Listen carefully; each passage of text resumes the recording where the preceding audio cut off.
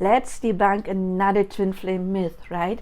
And today's myth we're going to talking about is that if you have instant soul recognition and a strong connection, it automatically means that it must be a twin flame. If you meet someone and you have never felt this intensity, it's a twin flame, right? No, not necessarily.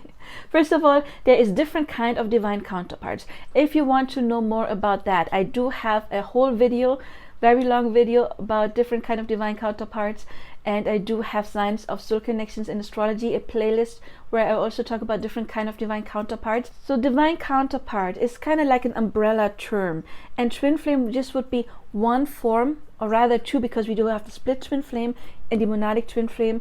It would be a kind of divine counterpart, but we do have others like the soul twins. A soulmate can be your true love, your forever person, right? You can have a mirror twin. There's different types.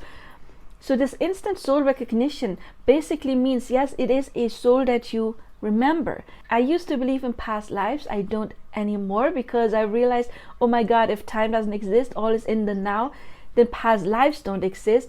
We, however, can connect to other stream of consciousnesses, because all the information is saved in Akashic records, and interpret it as a past life that can happen.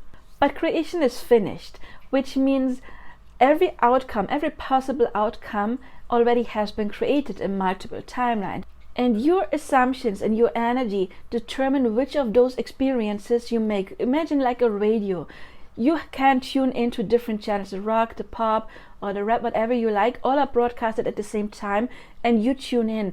And that is basically how it is. There's different realities that are broadcasted at the same time, and we constantly shift because we constantly change our opinions and our assumptions about something. So if you have this instant soul recognition, it is basically you, your higher self, remembering that there is probably multiple versions in this multiverse where this person plays a big role in your life. You know them from, let's say, an alternative universe or a different timeline, because again, time does not exist. So your higher self basically has access to all the information at all time, not your conscious mind, but your higher part does. So it is, you could say, a memory, even though it has not happened in your experience yet, because we experience time even though it is already done.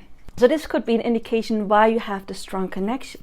Another reason is, well, karmic connections often are very intense, and you have that sudden recognition as well. And this is very important, because those connections come into our life in order to teach us lessons. And what lessons? It is the unhealed stuff that is now getting projected out onto the other person, and they take that role that we give them because our higher part basically wants to make us conscious in order to become aware and then shift to a better timeline. So karmic connections need to be extremely intense in order to basically go on that journey, because if you don't care about that person, then there's not enough motivation to really develop and look at those things you need to look at. Another thing is, if we have like this red thread, we have our childhood stuff, and the, again, fears of loss and abandonment. We're not in self-love, we have been neglected maybe.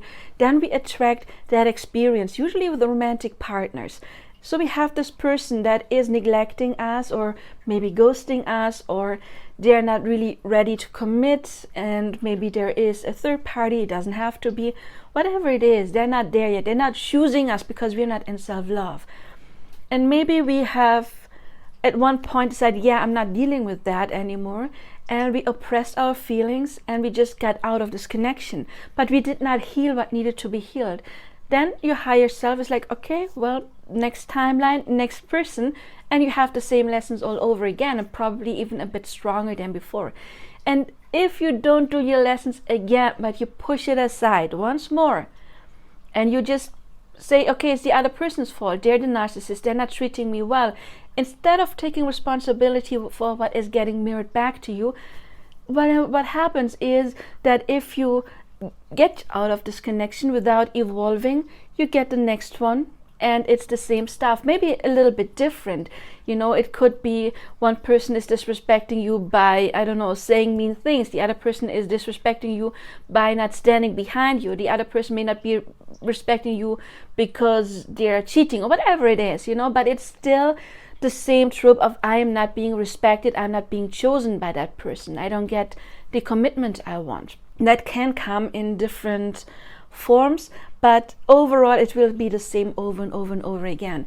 And your soul wants to teach you those lessons because your soul wants you to evolve. Your soul doesn't want you to carry that baggage. Your higher part knows that there is timelines where you live a happier life, and it wants to get you there.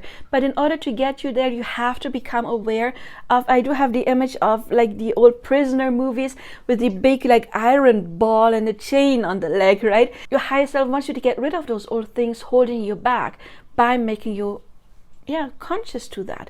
And that is why the universe at one point thinks, okay, we gave her this lesson like 5 times and she didn't learn it or he didn't learn it. Next person, we're going to make it even more intense. And then you attract the next person and it's like, whoa, what is that? You have this soul recognition.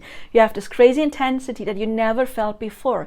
But that doesn't make it a twin flame. That just means the universe was amping it up because it didn't take the opportunity with the last connections to really dig in, and because you were blaming the other person for what was getting mirrored back to you instead of evolving and doing the work. And eventually, if you've done that often or long enough and you've overcome person A, B, C, D, E, F, and so on, then person G is going to feel crazy intense.